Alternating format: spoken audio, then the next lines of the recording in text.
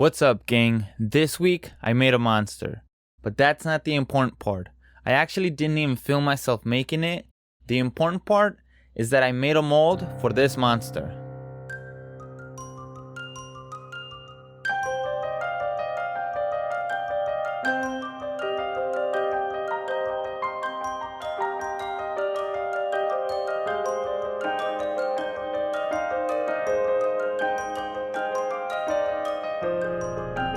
The plan was to make an army and take over the world.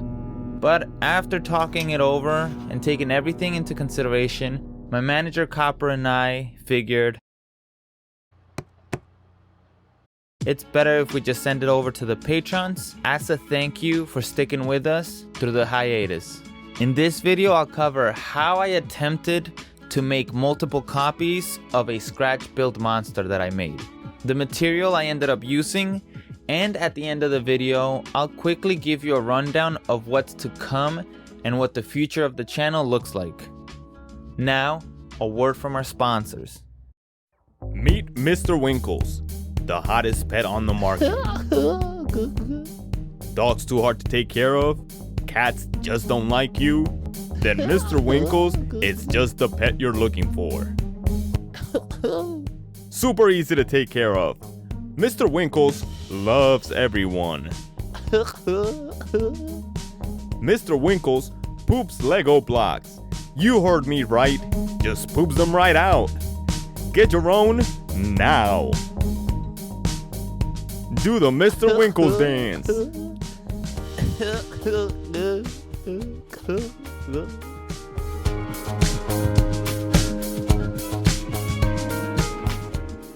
Molds are something I've been extremely afraid since I started the hobby. I pretty much risk making a mistake that will cost me.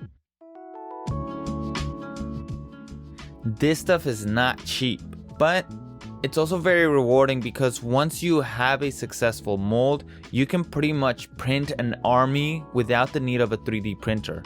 My first dive into this was when I tried to make a mold for the muck from one of my latest videos. I figured this was something simple enough, shape-wise, to get started, and as simple as it was, I still ended up running into a few problems. First off, the container that I used to make the mold was terrible, and I didn't even place the original muck properly into the container itself. I just threw him in there hoping he would float, and looking back at it, it's just such a terrible idea. I can't believe I didn't think it was a bad idea back then. To fix this, I opted to make custom containers that I can take apart and reuse and reshape whichever way I wanted.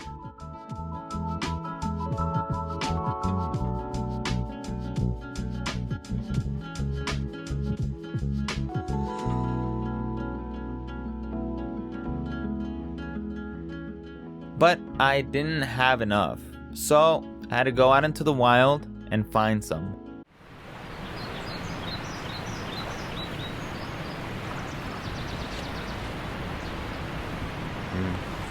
Fresh droppings. I seem to be getting closer.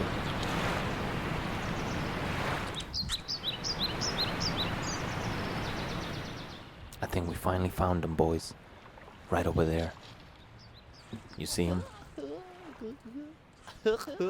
It's wild Mr. Winkles.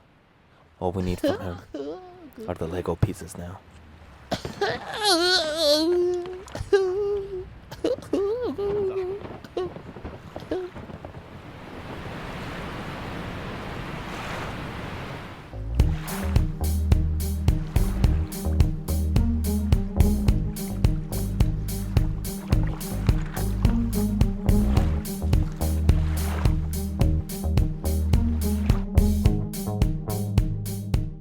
Once that was changed, it was time to finally fix the next issue, trapped air.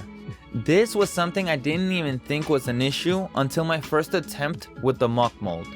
When making a mold, you have to keep in mind how you are pouring the resin or whatever you're using to make the copies.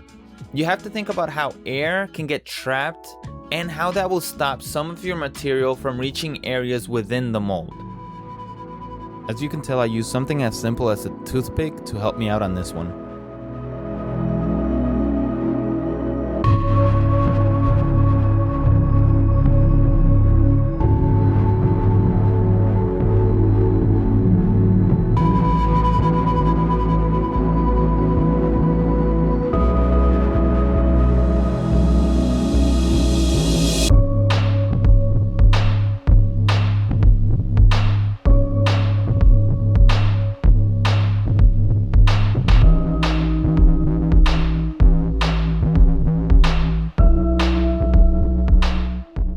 On the muck, the issue was the arm, and on the new mold, there were a few issues with the horns along with some areas in the belly.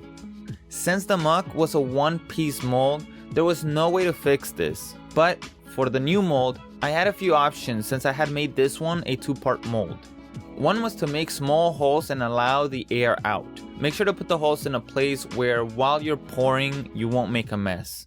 And as for the issue with the horns, the best answer was to just break them off, basically make the horns separately and attach them to the copies later in the process.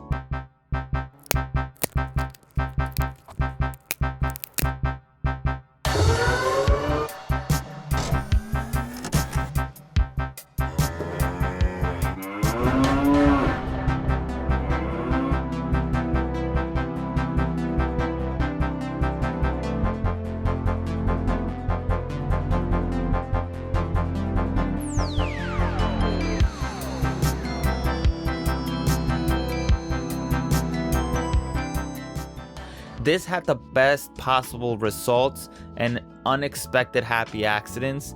It basically opened the door for tons of modifications that I could end up adding to all of these guys. I could basically make them as horny as I want. Like and subscribe if you're enjoying the content. Let's get back to the video.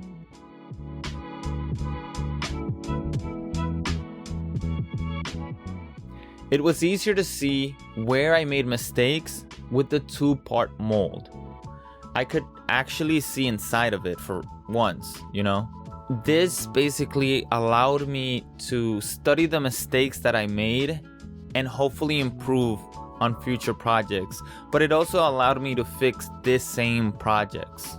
I ended up experimenting with a few materials which wasn't great for my wallet. Luckily for you, I put a list of things you can try out yourself without having to worry about making that same mistake. I also wanted to mention that I am in no way sponsored by these companies in any way. This was just what I ended up using in the final product. For the actual mold, I used Amazing Mold Maker. It is a 1-to-1 mix ratio which I found worked perfect for me. There was no extra math necessary and there was no second guessing whether I poured properly. I let the mold cure for a day and then got back into casting the next day. The mold I used for the muck was really hard. It made the process of getting my figure out of the mold extremely nerve-wracking because I didn't know if I was gonna break something in the process. Something that I liked about this mold instead was it's just the perfect consistency and I don't have to worry about me breaking anything off. It just felt soft enough but hard enough at the same time. I feel like I'm like the bears from that story. For the resin, I ended up using Smooth Cast 300. This product can be stressful because it cures in minutes, but that's exactly why I liked it. I was able to see where I had made mistakes and got them fixed on the next print. By my second print, I had almost figured out every issue I had. I also wanted to cast some out of plaster, but never got around to it after the successful prints. It would be cheaper, but they wouldn't be as solid as what I ended up with. And that's one of the things that I actually really like about the resin that I ended up using. It cures fast and it cures hard. The comment section's gonna kill me in this one. I will be experimenting with more molds this year. Hopefully by the end of the year I'll stack a diverse army to be able to mail to my patrons and see where it goes from there. The plan this year is to grow the channel and see if it becomes self-sufficient. I will give myself a year to see where we end up and make a decision there whether to continue the channel or to just let it be the way it is. I'll be releasing a variety of content which would include campaign ideas where I'll make videos on how I world build, how I prep for sessions, and some session ideas. It would probably also cover things like how I came up with this monster, why I came up with it, and I'll try to make those a lot more entertaining than just a passive tutorial video. The next thing I want to also do is Monday Monster Madness, where I'll be taking a toy and converting them into monstrosities. I love making monsters, so that's something I want to continue doing on the channel, making monsters from scratch and so on. Trash It or Stash It, where I'll have my patrons pick items from my hoarding pile and build, and I'll have to build something from those pieces. Maybe what we could do is a challenge to the community where we allow communities on Discord to pick certain items for us in our piles to finally get rid of some of these trash that we've been piling on in our studios or in our workspace. And the other thing I want to do is put in crafting ideas to the test. This is probably gonna be my favorite, and it's funny because I only have like maybe 2 ideas for those videos where I'll just be putting they'll definitely just be joke videos, to be honest with you, but I will be testing out some either techniques or materials that people swear by, and we'll see where that gets us, I guess. Please join the gang on the Patreon to support the effort. This could be for a month or for a year, no pressure. I would love to see you along for the ride. Here is to one last year. Hopefully not, but that's all I have planned for now. Like always, I'll catch you on the next one. Peace. I lost what I was gonna say. I was gonna say something else at the end of the video.